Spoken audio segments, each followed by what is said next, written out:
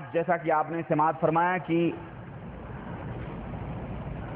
ہماری تقریر کا موضوع ہے سیرت ائمہ اربعہ رحمہم اللہ۔ آج کی یہ بزم انہی کے سیرت کے تذکرے کے تعلق سے منعقد کی گئی ہے اور سجائی گئی ہے۔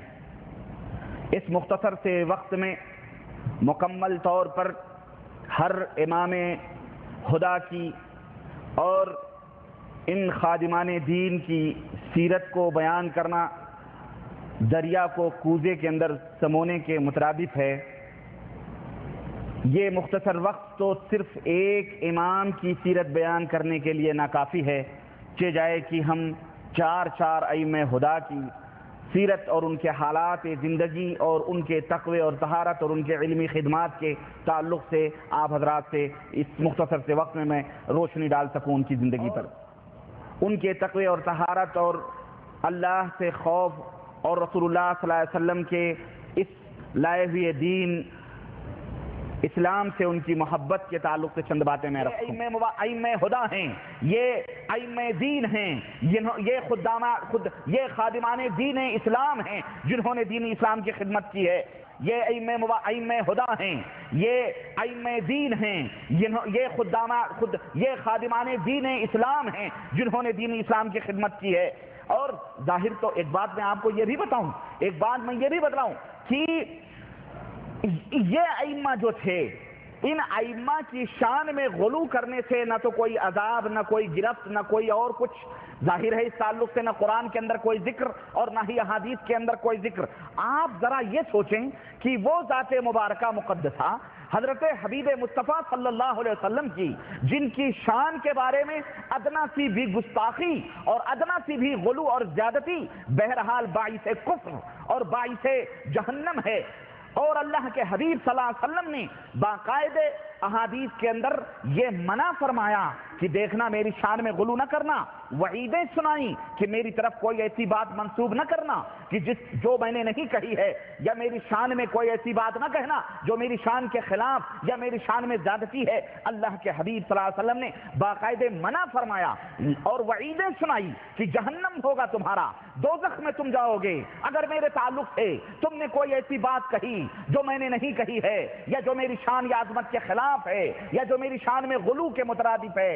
اگر تم ایسی بات کہو گے تو جہنم میں جاؤ گے۔ لیکن اس کے باوجود بھی اس قدر دیدہ دلیری اور اس قدر جرأتیں اس امت محمدیہ کے اندر کچھ لوگوں کے اندر پیدا ہوئیں کہ اللہ کے حبیب صلی اللہ علیہ وسلم کے تعلق سے ایسے عقیدے گڑھے گئے، ایسے معتقدات امت کے اندر پھیلائے گئے کہ علامہ والحدیث، کبھی نبی کریم صلی اللہ علیہ وسلم کے سلسلے میں ہمارے ملکوں کے اندر یہ دعوے کیے گئے کہ اللہ کے نبی صلی اللہ علیہ وسلم نعوذ باللہ عالم الغیب ہیں، ہر ایک کے سینوں کے بھیدوں کو جانتے ہیں، دنیا کے اندر کیا ہو رہا ہے، کیا ہونے والا ہے، ما کان و ما یکون کا سارا علم اللہ کے حبیب صلی اللہ علیہ وسلم کو معلوم ہے۔ اور اللہ کے نبی صلی اللہ علیہ وسلم آسمان کی پہنائیوں میں اڑنے والے پرندے اور زمین کی تہوں میں رہنے والے ننھے منھے کیڑے جو ہیں ان کی حرکتوں سے بھی نعوذ باللہ اللہ کے حبیب صلی اللہ علیہ وسلم واقف ہیں۔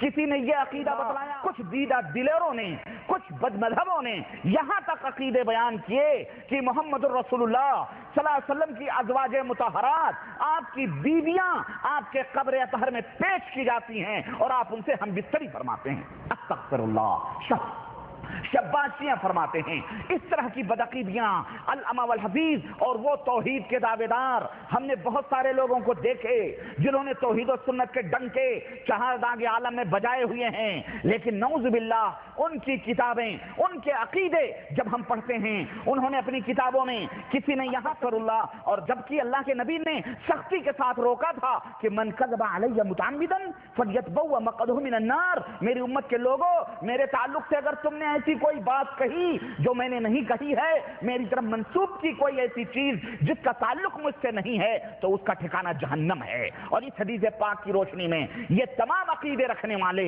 یہ تمام معتقدات باطلہ کے قائلین اور یہ تمام اپنی کتابوں میں باطل عقیدے پھیلانے والے امت کے اندر یہ جرسوں میں اس حدیث پاک کی روشنی میں اپنا حشر اور اپنا نشر ڈھونڈ لیں اور اپنا انجام بھی دیکھ لیں۔ میرے عزیز دوستوں اور بھائیوں، یہ تو محمد الرسول اللہ صلی اللہ علیہ وسلم کے تعلق سے عقائد تھے جن کے بارے میں تو وعیدیں جہنم کی نازل ہوئی ہیں، لیکن ائمہ کرام رحمہم اللہ وہ تو معاملہ یہ ہے کہ آزاد چھٹے ہوئے ہیں، اب جو بھی کہنا چاہو کہو، اور اس طرح سے لوگ انتظار میں تھے۔ یہاں نہ کوئی بندش ہے، نہ کوئی رکاوٹ ہے، نہ عذاب کی وعیدیں ہیں، جس کے منہ میں جو آیا انہوں نے بکنا، سمجھ میں کچھ نہیں آتا کہ چھیڑوں داستاں کیسے، رلاؤں تو بغاوت ہے، ہنساؤں تو بغاوت ہے۔ ائمہ رحمہم اللہ کا جو مقام ہے، ان کا جو مرتبہ ہے، آئیے میں آپ کی خدمت میں عرض کرتا ہوں، اور خود آئینہ میں دکھاتا ہوں انشاءاللہ تبارک تعالیٰ ان ائمہ کا، اور آئینہ خود درپن جھوٹ نہیں بولتا، بلکہ آئینہ خود سچ بتاتا ہے، جو جہاں ہے اس کی حقیقتیں وہ آئینہ ظاہر کرتا ہے۔ اور ایک بات میں آپ کو اور بتاؤں کہ اپنے اپنے اماموں کی فضائل اگر اور ان کے مناقب کی بات ہوتی تو ہوتی، اس کے اندر کذب اور جھوٹ اور دجل اس قدر ملائی گئی ہے اور اس قدر اس کی ملاوٹ کی گئی ہے کہ علامہ والحفیظ میرے عزیز۔ اور ایک بات اور بتاؤں، اپنے اپنے اماموں کو برتر ثابت کرنے کے لیے چلو اگر کوئی کچھ کہہ سکتا تھا اپنے اپنے امام کے تعلق سے تو چلو کوئی بات نہیں، اپنے اپنے اماموں کی تعریف کر دو، کوئی بات نہیں۔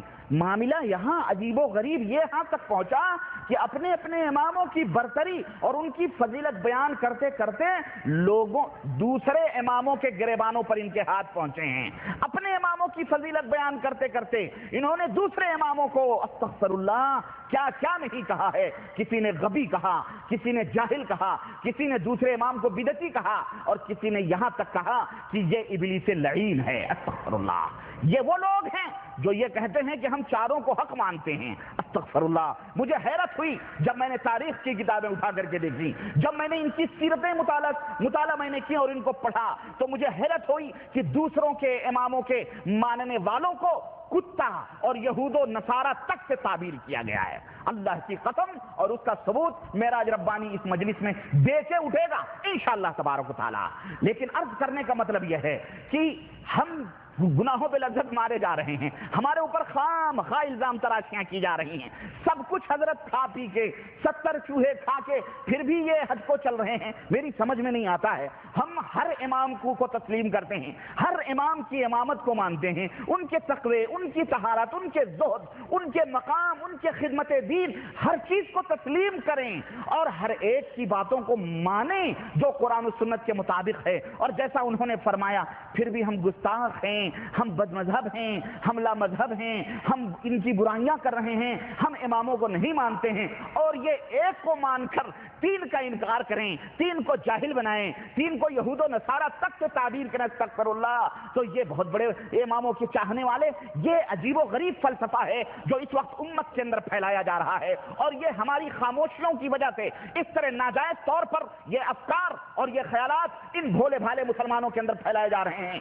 آج اس بات کی ضرورت ہے کہ علماء اسلام جہاں بدعت اور شرک کی طرف اپنے قلم و زبان کو مہمیز دے کر اس کی خدمت کرتے ہیں، وہیں اس بات کی بھی ضرورت ہے کہ امت کے سامنے ان ائمہ خدا، ان ائمہ اسلام کی حقیقتوں کو بھی اور ان ائمہ اسلام کے فرمودات کو بھی ان کی سیرت طیبہ کے حوالے سے امت کے سامنے بیان کیا جائے، کھول کھول کر کے رکھا جائے کہ ان کی سیرت کیا تھی، یہ کس طرح سے ان کا ایمان تھا، ان کا عقیدہ کیا تھا، ان کے خیالات کیا تھے، ان کے اصول اور ضابطے کیا تھے قرآن و سنت کے تعلق سے۔ استغفر اللہ، باقاعدہ اس کو کھول کھول کر کے بیان کیا جائے، اس کی بھی ضرورت ہے تاکہ نبی کریم صلی اللہ علیہ وسلم کی یہ بھولی بھالی امت جسے عقیدت و محبت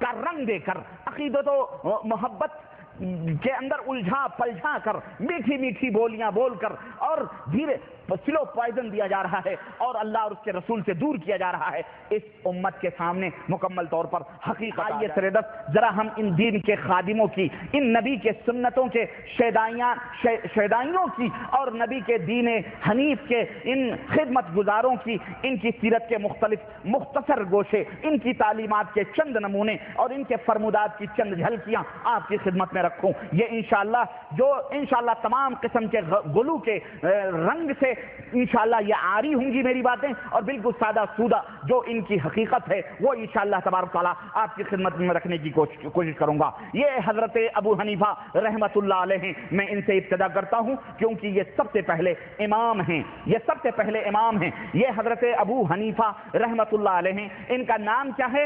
ان کا مکمل نام نعمان ابن ثابت رحمہ اللہ ہے, اور ان کی بیٹی کا نام حنیفہ تھا. اسی بیٹی کی طرف منسوب ہو کر کے یہ ابو حنیفہ یعنی حنیفہ کے باپ کہلاتے ہیں. اور آج بھی جو لوگ اپنے آپ کو حنفی کہتے ہیں یہ انہی کی بیٹی کی طرف ان کی نسبت ہے, امام صاحب کی بھی طرف ان کی نسبت بات آگے بڑھتی ہے. خیر المہم یہ بیٹی کی طرف منسوب ہے. المہم آگے بڑھتے ہیں. حضرت ابو حنیفہ رحمۃ اللہ علیہ کی کنیت ابو حنیفہ ہے. ان کی تاریخ پیدائش سن 80 ہجری ہے.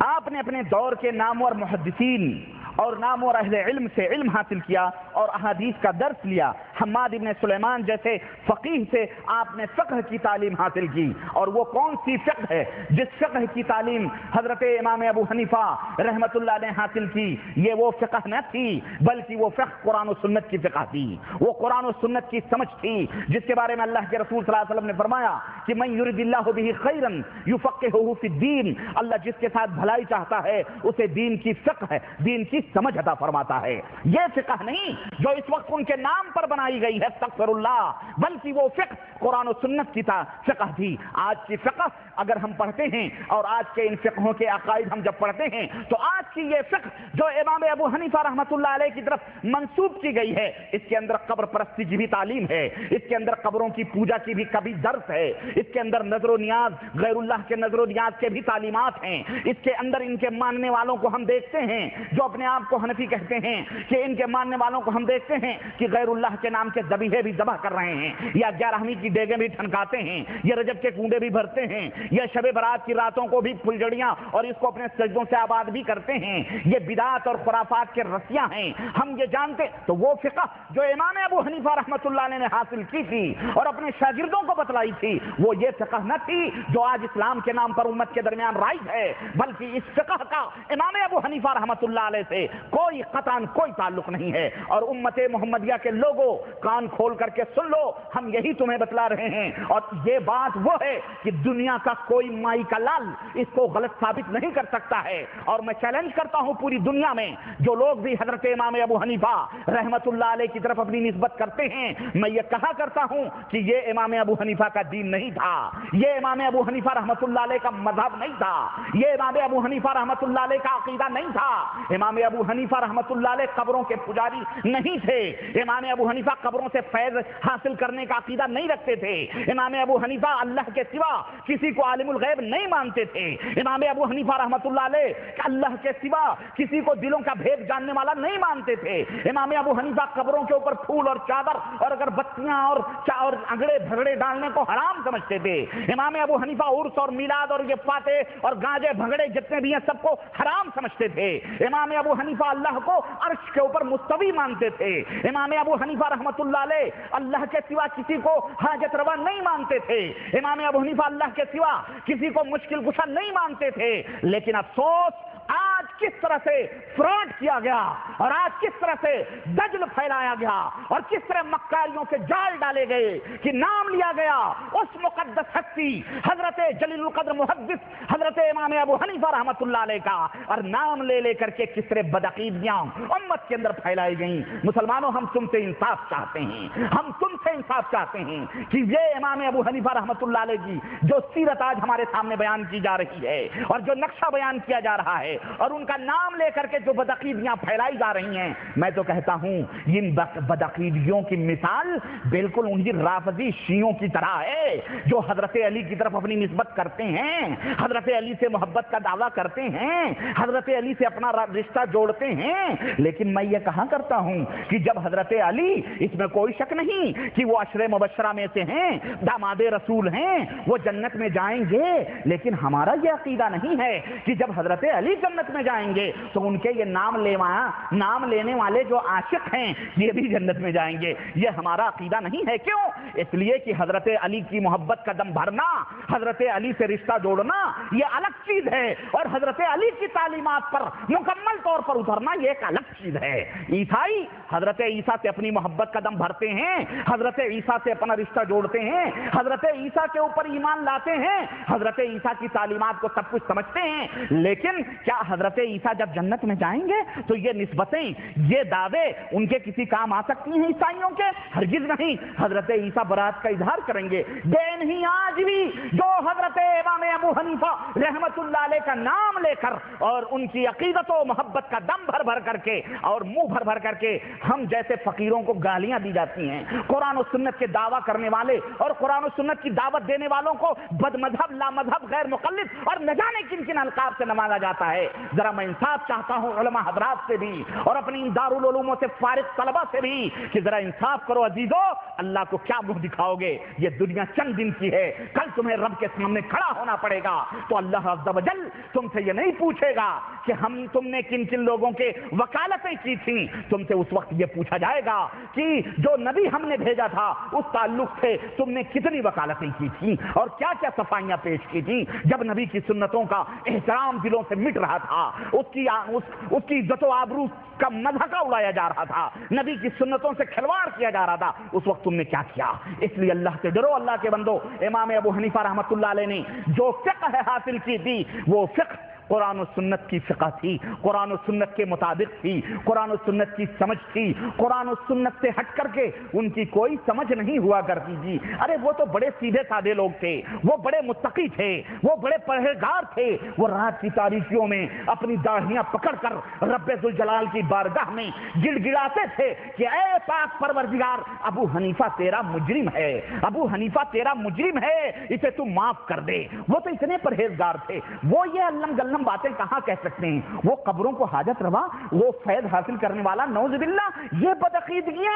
अस्तगफिरुल्लाह अस्तगफिरुल्लाह अस्तगफिरुल्लाह की निस्बत खाक रबा आलम पाक, मैं कहता हूं ये झूठी बात है। ये इमाम साहब रहमतुल्लाह अलैह की तरफ मंसूब की गई बातें हैं। जिस तरह ईसाइयों ने ईसा अलैहिस्सलाम की तरफ गलत बातें मंसूब की, जिस तरह क्रिश्चियनों ने, जिस तरह यहूदियों ने अपने नबी की तरफ गलत बातें मंसूब की, जिस तरह राफिज़ियों ने हजरत अली और हज़रत हुसैन इब्न अली और हसन की तरफ और आले बैत की तरफ गलत बातें मंसूब की, इसी तरह से इन लोगों ने भी इमाम अबू हनीफा रहमतुल्लाह अलैह का सहारा लेकर गलत बातें मंसूब की। आपके जो असातिज़ा थे,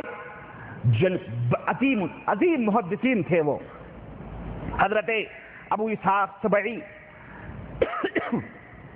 हजरत अता इब्न रिबा, अबी रिबा, हजरत नाफ़े, हजरत अब्दुल्लाह इब्न उमर के आज़ाद करदा गुलाम, हजरत मुहारिब इब्न दस्सार, हजरत हिशाम इब्न उर्वा, हजरत सम्माक इब्न हर्ब, हजरत मोहम्मद बिन मुनकदिर, हजरत इमाम मालिक इब्न अनस रज़ियल्लाहु रहमहुमुल्लाह, ये वो लोग थे जो हजरत इमाम अबू हनीफा के उस्ताद थे, जिनसे इमाम अबू हनीफा रहमतुल्लाह अलैह ने दरसे हदीस लिया था।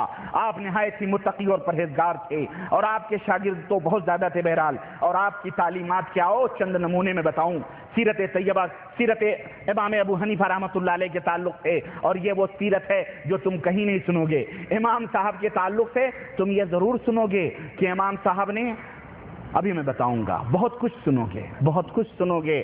सिर्फ जैसे हमारे यहाँ नबूवत का जो 40, नबूवत के जो नबी सल्लल्लाहु अलैहि वसल्लम के 40 साल है ना, उसका जिक्र बड़े शान शौकत से किया जाता है। झंडियां लगाकर, खंजड़े बजाकर, स्टेजें लगाकर, ईद मिलादुन नबी के नाम पर, आप ऐसे पैदा हुए, आपकी जुल्फें ऐसी थी, आपकी आंखें ऐसी थी, आपका हुस्न ऐसा था, आप ऐसे थे, आप ऐसे थे, आप पैदा हुए तो ये हो गया, आप पैदा, वो बयान किया जाएगा। आपने फरमाया क्या है, आपने तालीमात क्या दी हैं, ये मौलवी नहीं बयान करता है। क्यों? ये बयान करेगा तो उसके पेट पे ज़र्ब पड़ेगी, उसकी रोटी बोटी छिनेगी। یہ بیان کرے گا تو پھر گھجڑے بجڑے چھوٹیں گے، یہ بیان کرے گا تو بازار میں چمٹے بجانا چھوٹیں گے، یہ بیان کرے گا نبی کی سیرت کے تعلق سے تو یہ مزاروں کو توڑنا پڑے گا، یہ چادریں، یہ دیے، یہ باتیاں، یہ ڈیگیں، یہ پھول، یہ جو پائلوں کی چھنکار مزاروں کے اوپر چل رہی ہے اور ڈھول اور تاشے کی تھاپ پر جو طوائفیں گانا گا رہی ہیں محفل استماع کے نام پر، رقص کے نام پر، وجد کے نام پر جو یہ بدکاریاں پھیلائی جا رہی ہیں، یہ تمام سب بند کرنا پڑے گا۔ اگر نبی کی سیرت بیان ہوگی تو تیجے بھی بند، چالیسویں بھی بند، پھر مولوی کی روزی روٹی بھی بند، نیاز بھی بند، فاتحے بھی بند، سب کچھ بند، یہ بھی بند ہو جائے گا بیچارہ۔ اس لیے یہ نہیں بیان کیا جاتا ہے، بس نبی کریم صلی اللہ علیہ وسلم کا 40 سالہ دور بیان کیا جاتا ہے۔ اسی طرح سے حضرت امام ابو حنیفہ رحمۃ اللہ علیہ نے فرمایا کیا ہے، آپ کا عمل کیا تھا، وہ نہیں بیان کیا جاتا ہے، بلکہ میں آپ کو بتاؤں بیان کیا کیا جاتا ہے۔ آئی ہے بات تو سن لو اور شاید کوئی بتلائے، کیونکہ یہ وہ نادر کتابیں ہیں جو شاید آپ کو کہیں ملیں۔ اسلامک بک فاؤنڈیشن نئی دلی 1781 ہاؤس ٹری والا نئی دہلی، یہ ہمارے بچوں نے پھاڑ پھوڑ کے اس کا بڑا برا حال کیا ہے، لیکن اس کتاب کا نام میں بتاؤں آپ کو، اللہ آپ کو جزائے خیر دے، اس کتاب کا نام ہے مناقب امام اعظم ابو حنیفہ رحمۃ اللہ علیہ۔ امام ابو حنیفہ رحمۃ اللہ علیہ کی شان اور مناقب بیان کی گئی ہے اس کے اندر۔ یہ اس کے اوپر پیش لفظ مولانا سمیع الحق مدد ذلہ مدیر ماہنامہ الحق دارالعلوم حقانیہ اکوڑا کھٹک 23/1408 سن 1987 میں اس کا لکھا ہے، اور اسی طرح مولانا عبدالحق محتمی بانی دارالعلوم حقانیہ یہ جو ہے ان کی، اور اس کے اوپر تاثر کس کا ہے، مولانا قاضی زاہد الحسینی، مولانا علی احمد علی لاہوری کا ہے یہ، اور اس کے اوپر اس کے اندر بہرحال یہ امام ابو حنیفہ رحمۃ اللہ علیہ کے فضائل اور آپ کے مناقب اور آپ کے سیرت کے تعلق سے باتیں بیان کی گئی ہیں۔ چند باتیں میں آپ کو بتلاتا چلوں کہ امام صاحب کے تعلق سے بہرحال جو مبالغے کیے گئے ہیں وہ تو کیے ہی گئے ہیں، لیکن یہ دیکھیں فرماتے ہیں صاحب کتاب کہ ائمہ احناف کے فقہی خدمات ایک دلچسپ تمثیل اور تشریح، کہتے ہیں فقہا کہتے ہیں کہ فقہ کا کھیت عبداللہ ابن مسعود نے بویا۔ سنو، فقہ کا کھیت کس نے بویا؟ عبداللہ ابن مسعود نے بویا۔ حضرت علقمہ نے اس کو سینچا، ابراہیم نخعی نے اس کو کاٹا، حماد نے اس کو ماڈھا یعنی بھوسے وغیرہ سے اناج وغیرہ الگ کیا، امام ابو حنیفہ رحمۃ اللہ علیہ نے اس کو پیسا، امام ابو یوسف نے اس کو گوندھا، امام محمد نے اس کی روٹیاں پکائیں اور باقی سب اس کے کھانے والے کی آفاقیت و جامعیت کیا ہے؟ کہتے ہیں کہ دنیا کے اندر امام ابو حنیفہ کا پہلا مذہب امام ابو حنیفہ کا ہی ہے، جیسا کہ ارباب کشف نے کہا ہے کہ اللہ تعالیٰ نے امام ابو حنیفہ کو اپنے دین کی پیشوائی کے لیے چن لیا ہے۔ یہ مبالغے دیکھیں، یہ سیرت بیان ہو رہی ہے، چن لیا ہے اور اپنے بندوں کا انہیں امام بنایا ہے۔ استغفر اللہ، استغفر اللہ، یہ اللہ کے اوپر بہتان نہیں، یہ اللہ کے اوپر جھوٹ تہمتیں نہیں لگانا ہے۔ سنو، ان کے ماننے والے ہر زمانے میں بڑھتے جائیں گے، قیامت تک بڑھتے جائیں گے، اللہ کے فضل سے آج گھٹتے جا رہے ہیں، الحمدللہ اللہ کا فضل ہے۔ کیوں؟ حقیقتیں جب لوگوں کو واضح ہو رہی ہیں تو توبہ کر رہے ہیں۔ اور سنو، یہی نہیں بلکہ کہتے ہیں کہ امام صاحب جو تھے، ایک سیکنڈ، امام صاحب اللہ آپ کا بھلا کرے، کہتے ہیں کہ ریاضت و مجاہدہ حضرت حضرت امام ابو حنیفہ رحمۃ اللہ علیہ کی سیرت یہ ہے کہ امام ابو حنیفہ رحمۃ اللہ علیہ نے 40 سال تک عشاء کے وضو سے صبح کی نماز پڑھی ہے، سنیں، اور عموماً رات کو تمام قرآن مجید ایک رکعت میں پڑھ لیا کرتے تھے۔ استغفر اللہ، ایک سنت کا شیدائی، ایک اگر امام ابو حنیفہ رحمۃ اللہ علیہ، اس میں کوئی شک نہیں کہ وہ نبی کریم صلی اللہ علیہ وسلم کی سنتوں کے شیدائی، ان کی وہ اللہ کے نبی نے فرمایا 3 دن سے کم میں جو قرآن کو پڑھتا وہ قرآن کو سمجھتے نہیں۔ کیا امام صاحب ایسی حرکت کر سکتے ہیں؟ ایک رات میں پورا قرآن پڑھ لیا کرتے تھے، ظہر کے بعد تھوڑا سو لیا کرتے تھے، اور فرماتے ہیں کہ رسول اللہ صلی اللہ علیہ وسلم نے فرمایا ہے کہ قیام لیل والے ظہر کے بعد نیند سے امداد طلب کر لیا کرو۔ رمضان میں معمول بدل جاتا تھا، ایک ختم قرآن رات کو اور ایک ختم قرآن دن کو کر لیا کرتے تھے۔ رمضان میں ایک دن میں ایک رات میں قرآن پڑھ لیا کرتے تھے۔ رمضان میں 60 مرتبہ قرآن کا معمول تھا اور زندگی بھر میں آپ نے 55 حج کیے ہیں۔ میں یہ حیرت میں پڑ گیا یار، یعنی یہ قرآن کی دن میں ایک، رات میں ایک، کم از کم روزانہ ایک، پھر 55 حج، پھر اس میں امام صاحب رحمۃ اللہ علیہ فقہ کے مسائل کب بیان کرتے تھے، کب اس کا ذکر ہوتا تھا، کب میٹنگ ہوتی تھی. ابھی میں وہ کمیٹی بھی بتاؤں گا جس میں 40 افراد ہیں. مجھے حیرت ہوتی ہے. سنیں ایک، اور یہی نہیں بلکہ ایک جگہ اور لکھتے ہیں، سنو، کہتے ہیں کہ، اور سنیں امام صاحب کی تعریف بیان کی جا رہی ہے. نعوذ باللہ، امام صاحب کی تعریف کیا ہے، اس میں امام صاحب کی توہین بھی ہے. کہتے ہیں کہ امام محمد بن حسن شیبانی جو ان کے دوسرے بڑے پیارے شاگرد ہیں، لڑکپن میں بڑے حسین اور بڑے خوبصورت صاحب جمال تھے. امام ابو حنیفہ کی خدمت میں طالبانہ حیثیت سے داخل ہوئے. پہلی نظر پڑی جو غیر اختیاری تھی، اس کے بعد ان کی طرف کبھی نظر اٹھا کر کے نہیں دیکھا، بلکہ ان کو ستون کے پیچھے بٹھا کر درس دیا کرتے تھے. استغفر اللہ. یعنی یہ کیا بتانا چاہتے کہ امام صاحب نعوذ باللہ اس طرح اپنی شہوت کے اوپر کنٹرول نہیں کر پاتے؟ استغفر اللہ. یہ تعریف بیان کی جا رہی ہے. استغفر اللہ. اور سنو، کہتے ہیں کہ امام صاحب رحمۃ اللہ علیہ جو ہے، یہ دیکھیں، امام ابو حنیفہ رحمۃ اللہ اپنی زندگی میں 55 حج کیے. جب آخری مرتبہ زیارت بیت اللہ کے لیے تشریف لے گئے تو کعبۃ اللہ کے خادموں سے دروازہ کھولنے اور اندر داخل ہونے کی اجازت چاہی. جب دروازہ کھول دیا گیا تو بیت اللہ کے دونوں ستونوں کے درمیان نماز کے لیے کھڑے ہو گئے. اور سنو مسلمانوں، سنو ذرا غور سے، اور ایک پاؤں پر دوسرا پاؤں رکھ کر پورا قرآن ختم کیا. یہ کون سی عبادت کا طریقہ تھا؟ یہ ہمارے اس امام اہل سنہ کو اتنی تہمتیں لگا لگا کے یہ بیچارے علماء حضرات کیا ثابت کرنا چاہتے ہیں، یہ بتلاؤ. سنو، اچھا، پورا قرآن. جب نماز سے فارغ ہوئے تو امام صاحب پر گریہ طاری ہوا، یعنی رونا شروع کیے. اور جب روتے روتے دیر ہو گئی تو اللہ کی طرف، اور اللہ کے دربار میں دعا کرنے لگے تو اللہ کی طرف سے غیب کی آواز آئی. اللہ کی طرف سے کیا آئی؟ کعبے میں آواز آئی. اور آواز کیا تھی؟ آواز تھی وَعَرَفْتُ فَأَحْسَنْتُ الْمَعْرِفَةَ وَخَدَمْتَ فَخَلَقْتَ الْخِدْمَةَ وَغَفَرْنَ لَكَ وَلِمَنْ كَانَ عَلَى مَذْهَبِكَ إِلَى قِيَامِ السَّاعَةِ. کہ اے ابو حنیفہ، دین کی خدمت کی، لہذا ہم نے تجھے اور ان لوگوں کو جو تیرے مذہب کے پیروکار ہیں قیامت تک، جو تیرے پیروکار ہوں گے، ہم نے سب کی مغفرت کر دی ہے. خلاص خلاص، بات ہی ختم. اب بنو حنفی، مغفرت کی سرٹیفکیٹ اللہ نے دے دی ہے.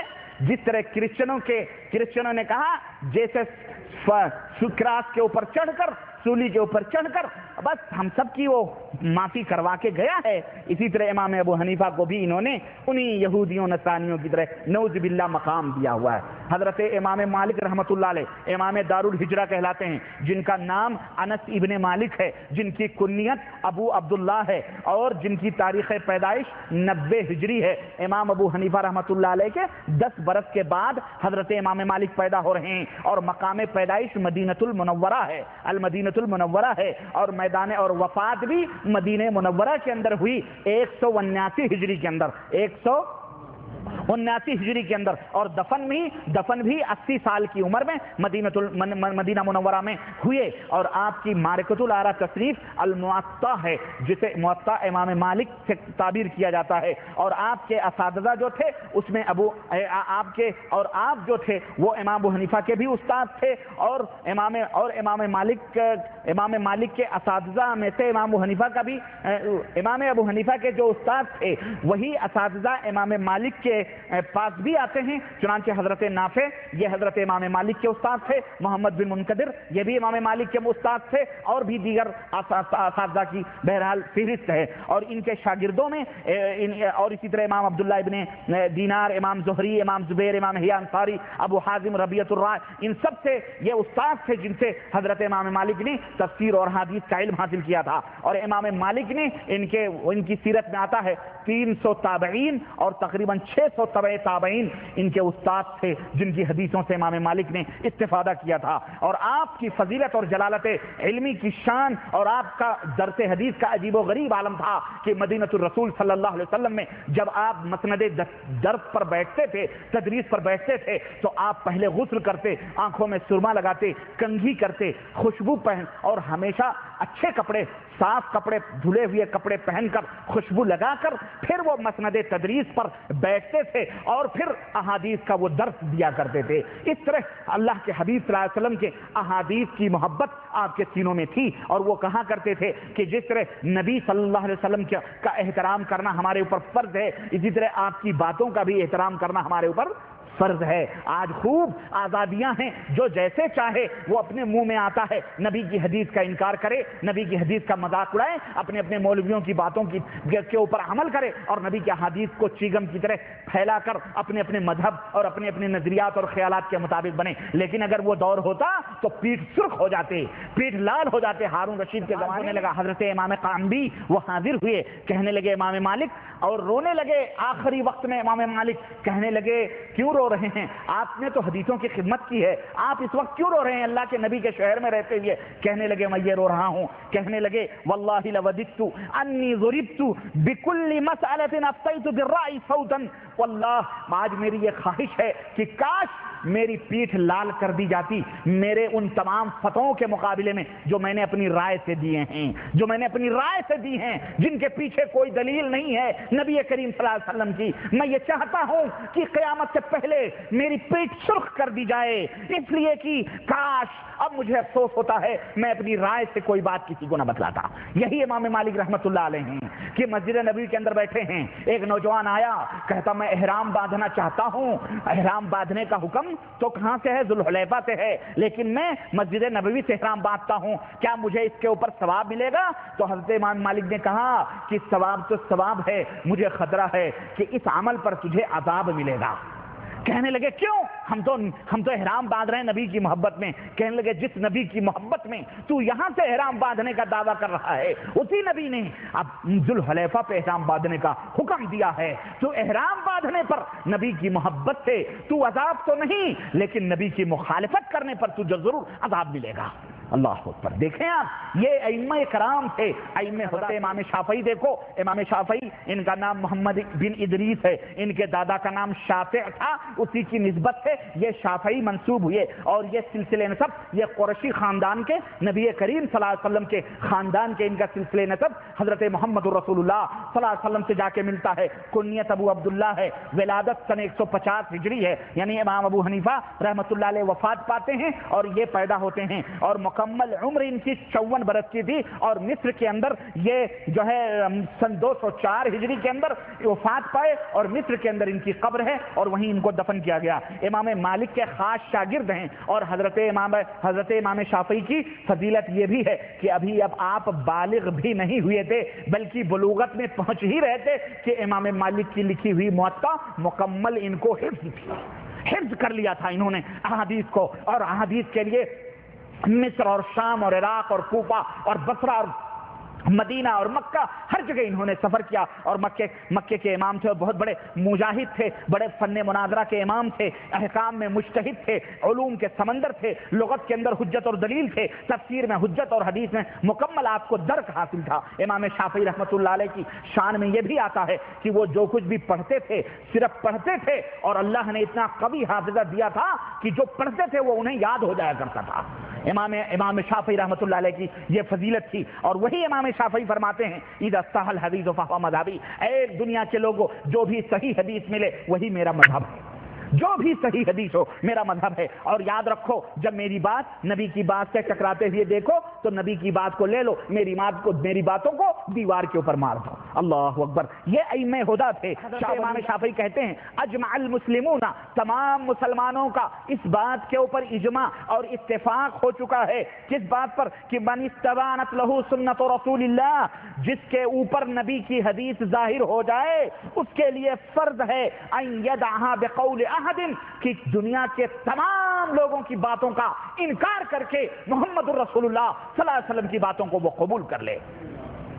یہ اجماع ہے، اس بات پر تمام امت کا اجماع ہے، اور آج اسی کو انکار کر رہے ہیں۔ اور جو ائمہ نے نہیں فرمایا اس کے اوپر اجماع ثابت کر رہے ہیں، اجماع نعوذ باللہ۔ آؤ امام احمد بن حنبل رحمۃ اللہ علیہ امام اہل السنہ کہلائے جاتے ہیں، اللہ اکبر، جن کی فضیلت میں بیان کروں تو صفات کے اور جو ہے وقت کے وقت اور صفات کے صفات چاہیے، امام اہل السنہ سب بیان کرتے ہیں جنہوں نے جو مشقتیں اٹھائیں، آپ کو جس طرح ظلم کیا گیا آپ کے اوپر خلق قرآن کے مسئلے پر، جس قدر آپ کے ساتھ رویے رکھے گئے بدعتی محدثوں نے اور ان ظالم بڑے بڑے علم کے بننے والوں نے حضرت امام احمد بن حنبل کو کس طرح سے ستایا گیا، بہرحال وہ ایک الگ داستان ہے۔ ان کی کنیت بھی ابو عبداللہ ہے اور ان کا نام احمد ابن محمد اور حنبل یہ ان کے دادا کا نام تھا، اسی کی طرف منسوب ہو کر کے احمد ابن حنبل ان کو کہا جاتا ہے۔ پیدائش 12 ربیع الاول سن 241 ہجری کے اندر یہ پیدا ہوئے بغداد کے اندر، اور پھر 77 سال کی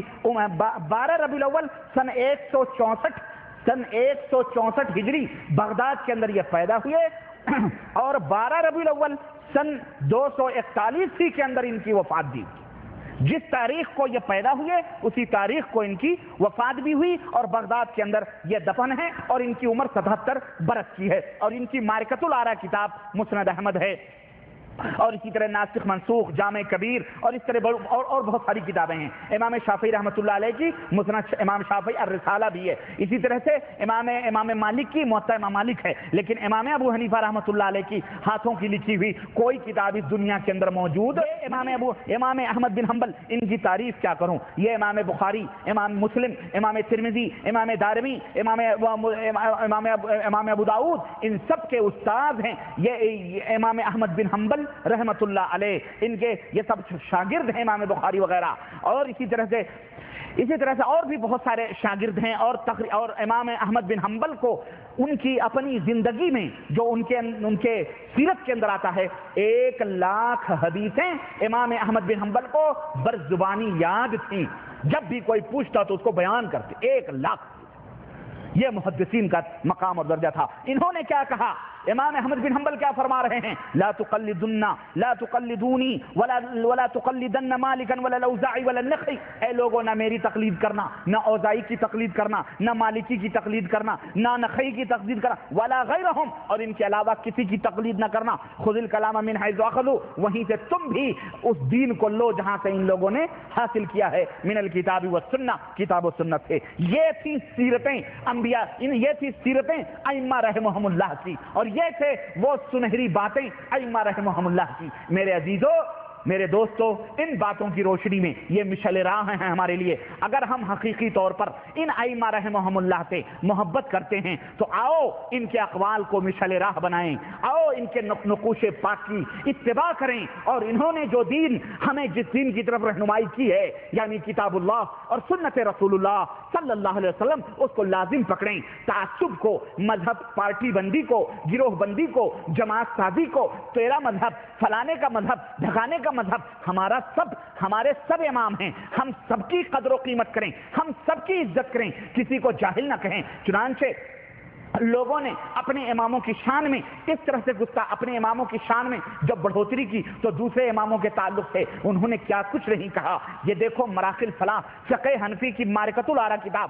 اس کے صفحہ نمبر 22 اور 23 کے اوپر یہ بات لکھی ہوئی ہے واضح طور پر کہ اگر کنویں کے اندر کوئی نجس جانور گر جائے، پھول کر کے پھٹ جائے اور اس سے آٹا گوندھ لیا گیا، تو اب فتویٰ پوچھا گیا کہ اب یہ آٹے کو کیا کیا جائے، تو فتویٰ مراحل فلاح کے اندر فقہ حنفی کی معرکۃ الآراء کتاب وہ کہتے ہیں کہ اس آٹے کو کسی جانور کو کھلا دیا جائے یا کتے کو دے دیا جائے، اور اگر یہ دونوں نہ ملیں تو کسی شافعی کے ہاتھوں بیچ دیا جائے۔ استغفر اللہ، بتاؤ اس کتے کے درجے میں اس شافعی بیچارے کو تم نے رکھا؟ یہ حق ہے؟ یہ کہتے ہو ہر مذہب حق ہے، ہم ہر مذہب کو مانتے ہیں، تو پھر یہ گستاخیاں کیوں کرتے ہو؟ کیوں ان کو؟ اور سنو، کہاں بحر الرائق کے حوالے سے میں بات کروں، کہاں گیا فقہ حنفی کی معرکۃ الآراء کتاب، کہاں گیا کہ کیا حنفی اور شافعی میں شادی جائز ہے؟ کہنے لگے حنفی لڑکا اگر شافعی لڑکی سے شادی کرنا چاہتا ہے تو جائز ہے، لیکن حنفی لڑکی شافعی لڑکے سے شادی نہیں کر سکتی۔ اسی طرح سے جس طرح سے کہ یہود و نصارہ کی بیٹیوں کو لینا جائز ہے لیکن اپنی بیٹی ان کو دینا جائز نہیں ہے، تو ان کو یہود و نصارہ کے منزلے میں اتار کر اپنی بیٹیاں ان کو نہیں دی جا سکتی۔ بتاؤ، یہ شافعی یہود و نصارہ کی طرح ہیں؟ بولو ذرا, یہ انصاف میں چاہتا ہوں. اور آگے بڑھو, ایک نہیں سینکڑوں مثالیں موجود ہیں, اور میں کہاں کہاں تک آپ کو مثالیں بتلاؤں. لیکن خیر, کہنے کی بات ہے, اور میں نہیں چاہتا کہ میں ان پرانے زخموں کو جو ہے کیا کہتے ہیں کھولوں اور ان پرانے زخموں کو آپ کے اندر بیان کروں. سن 506 ہجری کے اندر دمشق کے اندر ایک حنفی قاضی جس کا نام محمد بن موسیٰ بلاغونی تھا, وہ قاضی وقت تھا دمشق کے اندر, ملک شام کے اندر, فقہ حنفی کا. وہ بیان دیتا ہے, کہتا ہے اللہ کی قسم اگر میرا بس چلتا تو میں ان شافعیوں کے اوپر ٹیکس اور جزیے کو فرض قرار دیتا. اور یہ کس کو ٹیکس کس سے لیا جاتا ہے؟ اسلام نے جزیہ کس کے اوپر مقرر کیا ہے؟ کافروں کے اوپر. کیا یہ کافر تھے؟ استغفر اللہ. اور آج بھی ہمارے ملکوں کے اندر جاؤ, ہمارے ملکوں کے اندر حنفی اور شافعی کے اندر اس قدر خلیج ہے کہ پتہ ہی نہیں چلتا ہے, نہ ان کی بیچاروں کی مسجدوں کا پتہ چلتا ہے, نہ کوئی شادی بیاہ کرتا ہے, بالکل غیر مسلم کی طرح ان کے ساتھ معاملات کیے جاتے ہیں. استغفر اللہ. میں نے بامبے کے اندر دیکھا, میں نے ساؤتھ انڈیا کے اندر یہ تمام سب چیزیں دیکھی, بالکل غیر مسلم کی طرح. لیکن اللہ اکبر, یہ کب تک یہ ظلم, یہ تفرقے کب تک رہیں گے؟ یہ امت کو کب تک حنفی شافعی مالکی حنبلی کے اندر تقسیم کیا جائے گا؟ کب تک بانٹا جائے گا؟ امت کے مسلمانوں اٹھو اور ان بتوں کو توڑ دو, اور توڑ کر کتاب اللہ اور سنت رسول اللہ صلی اللہ علیہ وسلم کے دائرے میں آ کر ایک ہاتھ میں رب کا قرآن اور ایک ہاتھ میں محمد رسول اللہ صلی اللہ علیہ وسلم کا فرمان لو. یا ایھا الذین آمنوا اتقوا اللہ حق تقاتہ, اس طرح سے اللہ سے ڈرو جیسا کہ اللہ سے ڈرنے کا حق ہے.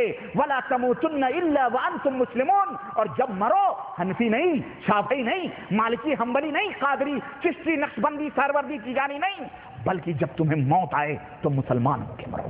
واعتصموا بحبل اللہ جمیعا, اور اللہ کی رسی کو مضبوطی کے ساتھ پکڑ لو. ولا تفرقوا, اور ٹکڑے ٹکڑے نہ بنو, جماعت جماعت نہ بنو.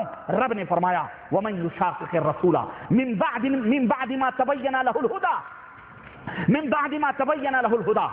بھلا بتاؤ اس جو شخص نبی کو تکلیف پہنچائے گا, نبی کو ایذا پہنچائے گا, کب؟ من بعد ما تبین له الهدى, ہدایت کے ظاہر ہو جانے کے بعد. وَيَتَّبِعْ غَيْرَ سَبِيلِ الْمُؤْمِنِينَ, اور مومنوں کے راستوں کو چھوڑ کر, صحابہ اور سلف کے طریقوں کو چھوڑ کر وہ کسی اور راہوں کے اوپر جائے گا. نُوَلِّهِ مَا تَوَلَّى, اللہ فرماتا ہے ہم اس کو اسی راہ پہ ڈال دیں گے. وَنُصْلِهِ جہنم, اور ہم اسی راہ سے اس کو جہنم میں پہنچا دیں گے. وَسَاءَتْ مَصِيرًا, اور جہنم کتنی بری جگہ ہے, پہنچنے کی جگہ ہے. اللہ کے حبیب صلی اللہ علیہ وسلم, صحیح مسلم کی روایت مولویوں کی حقیقت میں بیان کر کے اپنی بات ختم کرتا ہوں. اور دیکھو یہ حدیث پاک قیامت تک کے لیے کس طرح سے اللہ کے نبی کی پیشین گوئی ثابت ہو رہی ہے. اللہ کے حبیب فرماتے ہیں, حضرت حذیفہ ابن یمان اس حدیث کے راوی ہیں, صحیح مسلم کے اندر یہ روایت موجود ہے, یکون بعدی ائمہ, میرے بعد کچھ ائمہ پیدا ہوں گے, لا یہتدون بہدایا, میری جو ہدایتیں ہیں, میری جو سنتیں ہیں اس کو کافی نہیں سمجھیں گے. ولا یستنون بسنتی, نہ ہی میری سنتوں کے اوپر عمل کریں گے. وسیقوم فیہم رجال قلوبہم, اور ان کے اندر کچھ لوگ ایسے پیدا ہوں گے جن کے دل قلوب الشیاطین فی جثمان الانس, انسان کے جسم میں جیسے شیطان کے دل ہوتے ہیں ایسے ہی وہ رہیں گے. ایسے ہی وہ میری امت کے ائمہ کچھ ایسے پیدا ہوں گے, رہیں گے. اور ایک جگہ اللہ کے رسول صلی اللہ علیہ وسلم فرماتے ہیں کہ میری امت میں کچھ ایسے لوگ پیدا ہوں گے, اللہ کے حبیب فرماتے ہیں میری امت میں کچھ ایسے لوگ پیدا ہوں گے, جی یاتی علی الناس زمان, لوگوں کے اوپر ایک ایسا وقت آئے گا, لا یبقى من الاسلام الا رسمه, اسلام کے سوا اور اسلام کا نام باقی رہے گا. ولا یبقى من القرآن الا اسمه, قرآن کا نام باقی رہے گا, اسلام کا نام اور اس کی قرآن کی صرف لکھاوٹ باقی رہے گی. مساجدہم عامرہ, مسجدیں نمازوں پڑھنے والوں سے بھری رہیں گی. وہی خراب من الہدى, لیکن ہدایتوں سے محروم رہیں گے. علماؤہم شر, ان کے علماء اس امت کے سب سے بڑے بدماش ہوں گے. تحت ادیم السماء, اس آسمان کے نیچے علماء سب سے برے ہوں گے. من عندہم تخرج الفتنہ, انہی سے فتنے نکلیں گے اور انہی کی طرف وہ فتنے جائیں گے. تو اس دور کے یہ برے علماء فتنے یہ پھیلا رہے ہیں, فتنے یہ پھیلا رہے ہیں اماموں کا نام لے کر, تقلید کا نام لے کر. لیکن ان سے پوچھو تم اماموں کے لیبل تو تم نے لگائے ہیں, لیکن کیا حقیقی طور پر اماموں کی اتباع اور پیروی کرتے ہو؟ جھوٹ ہے, یہ مکر ہے, یہ فریب ہے, یہ دھوکہ بازی ہے.